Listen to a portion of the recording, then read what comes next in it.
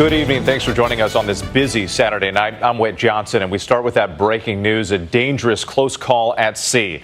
A Chinese warship nearly colliding with a U.S. destroyer near Taiwan. That's according to a Canadian report. That terrifying near miss captured on video obtained by Global News.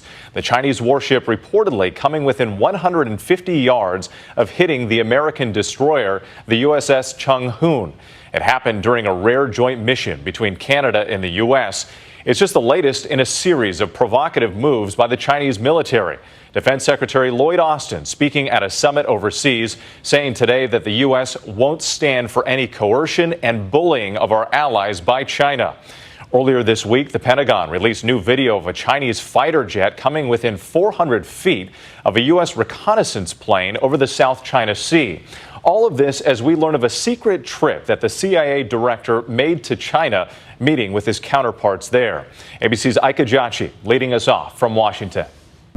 Tonight, the harrowing moment. A Chinese warship dangerously cuts off a U.S. destroyer in the Taiwan Strait. The Global News, a Canadian television network, capturing the moment while traveling with the Canadian ship participating in a joint U.S.-Canada mission, allegedly in international waters separating China and Taiwan. Reporting that the Chinese naval ship came within 150 yards of the USS Chung Hoon, picking up considerable speed before cutting across its bow.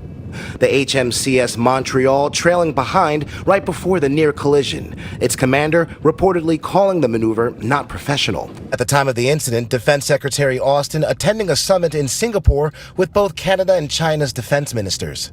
We will support our allies and partners as they defend themselves against coercion and bullying. To be clear, we do not seek conflict or confrontation. But we will not flinch in the face of bullying or coercion. We need to be eyes wide open on China.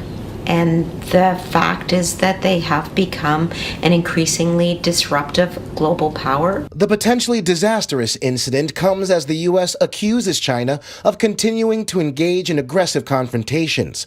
Last week, a Chinese fighter jet coming within 400 feet of a U.S. reconnaissance plane over the South China Sea. The U.S. plane bouncing wildly through the jet's turbulence, the Pentagon labeling it unnecessarily aggressive. And earlier this year, the U.S. intercepting a Chinese spy balloon that flew over the continental U.S. before being shot down off the coast of the Carolinas. Still, efforts to maintain consistent communication between the U.S. and China continue. A U.S. official confirming to ABC that CIA Director William Burns traveled to Beijing in May, meeting with his counterparts, marking the highest level visit to Beijing since that spy balloon was shot down.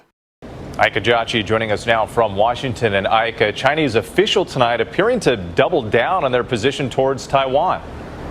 Yeah, Whit, China's defense minister said today there's no room for concessions or compromise in regards to Taiwan's sovereignty. And during that event in Singapore, Defense Secretary Austin chastised China for refusing to participate in more talks with the U.S. military.